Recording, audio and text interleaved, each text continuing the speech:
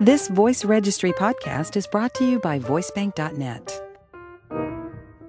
Hi, everyone. I'm Tracy Pattin, and today I'm talking to North Carolina and voice actor Bob Souer. How are you, Bob? Excellent, Tracy. Nice to talk to you. Great having you here. Thank you. Bob's been a voice actor you've been an actor for, 25 years, right? Doing Yes. voice acting? And I love what you said, that you've done everything from helping UPS employees learn how to stack boxes to telling passengers on U.S. Airways flights that they can use their approved portable electronic devices. Mm-hmm. So that kind of says it all. But what you also do, and I'm excited to share this with all the listeners, is that you are a blogger from way back, which is 2005. Yes. In blogging years, that's a long time. Yeah, I was going to say it's a reflection of the internet age that 2005 is a long time ago.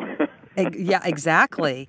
And so in addition to auditioning for your agents across the country, I know you have a few agents, you say that blogging is your main PR and marketing strategy. Yes, so it is. Tell us, blogger extraordinaire, about all of this. Well, listen, I think the key thing, not everybody is going to necessarily want to blog, or even if they want to, not everybody is necessarily going to be able to keep it up, because you do have to stick at it. If you put up a few posts and then you abandon it for a year, it is going to do nothing for your marketing and PR. Right. In fact, it could even hurt you because it'll look like you aren't paying attention to it. But the most important thing, I think, is that for me, the reason why I concentrate so much of my efforts in blogging is because I think that one of the most important things having to do with marketing is you have to do something you will actually do. Yeah, like for exactly. Instance, I have friends who are really good at making cold calls to companies to talk to the people who hire the voiceover talents and so forth, and ask them if they can send a demo or whatever. Right. I, on the other hand, am so bad on the phone. Well, I mean, I can talk to you, Tracy. But you sound good, Bob. Thank you. We're already friends. Right. But when I'm cold calling people, Yeah. I get so tongue-tied. I'm actively working against my career while I'm trying to do the PR and marketing thing. Well, we can all certainly relate to that, so many of us. I would imagine. And, for some people it's just like it's a simple thing, and for others of us it just ties us into knots. Right. And so and the other thing is I know some people are very, very successful at sending out postcards or newsletters or other things like that. But I, for a long time now, have been in the habit that when I get a postcard or a newsletter in the mail, I know that most of the time I don't even read the outside of it. It goes straight in the trash as soon as I identify it as a PR or marketing piece. So I started thinking about what could I do that A, I would do, and B, that doesn't have that sort of intrusive quality of sending something or calling something. And please understand, for some people it works really great to be doing those things, but it just wasn't for me. Hey, and 1 second before we go on, Bob, can you explain to everybody what is blogging? I know most everybody's heard the term, but I think a lot of people still don't quite understand what that is. Right. Well, the very earliest things were actually called weblogs, and the term blog, B-L-O-G, is actually just a sort of a contraction of weblog. And the idea was that in the very earliest days, it was kind of an online diary. A lot of people would post things having to do with their personal life, or with maybe it would have to do with their work in some way, but it was generally speaking pretty raw, a lot of it.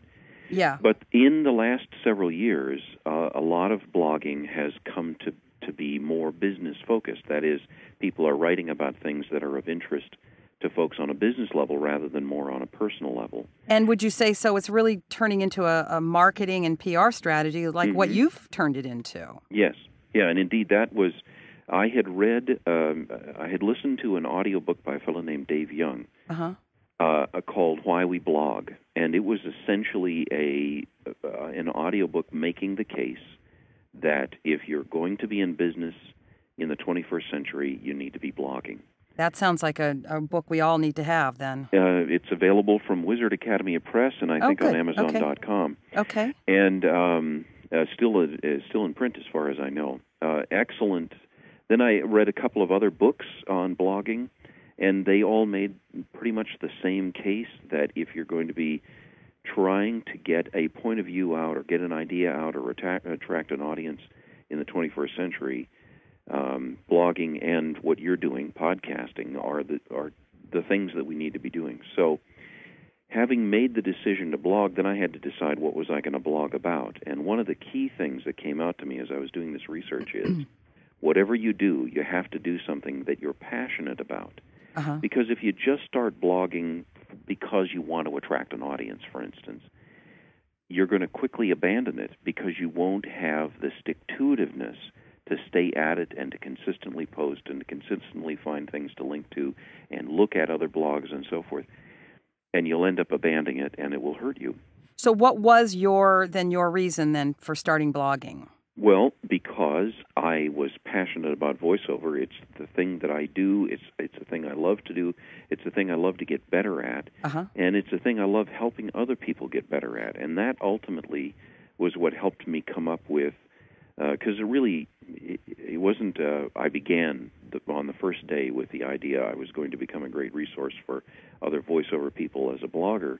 It was more of, I am passionate about this and passionate about getting better at it. So let me see if I can't write enough about it to make a go of it.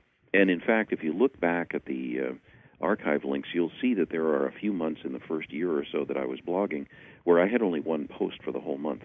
Although in one of those cases, the reason for that is because I was the narrator for a 67,000-word audio dictionary, and I literally didn't have time.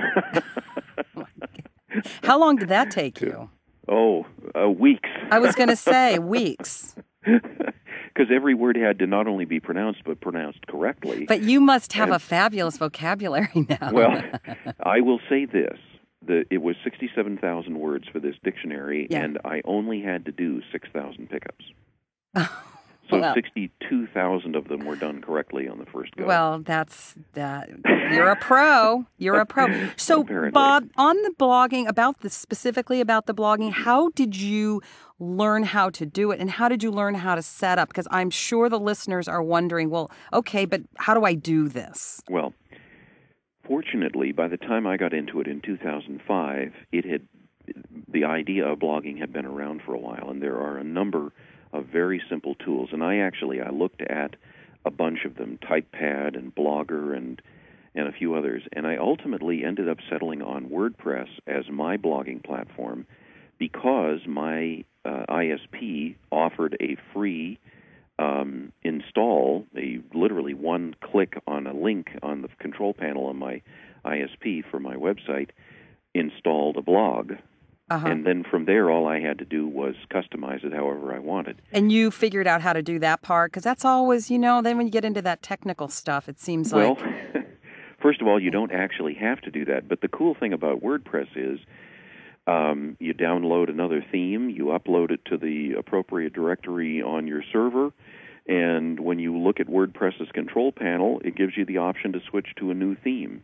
And from there, it's just a matter of figuring out which file names for which graphics have to be changed and upload the appropriate files. And it's really not all that tremendously complicated. But the cool thing is there's so many options available that are already prepared for you by people who are out participating in this internet economy with a lot of stuff that's available open source and so forth. So it doesn't cost an enormous amount of money to have a really nice-looking, fairly customizable blog. And I have to say, your blog, Bob, for everyone is really great. That's how I connected with you. Mm-hmm. And let's let them know, what is the URL for that? Well, Bob Souer is spelled, the Souer part is the odd part, S-O-U-E-R, so it's BOBSOUER.com/blog, B-L-O-G. And so everybody check it out because it really is. It's a great blog. It's filled with lots of great information about voiceover. Well, I've tried to categorize in a number of things. When I come across an article that's got some good information for how to get started, then I've got a category for that, and you can explore the various categories. When I find something that has good career advice for people who are already working pros or who are already getting some kind of work, I categorize it that way. When I write stuff about my own personal history and how I got into this and all of that, I've got a category for that. And then I do interviews with people, kind of like what you do. In fact, Tracy, I may have to return the favor and interview you. I would love it.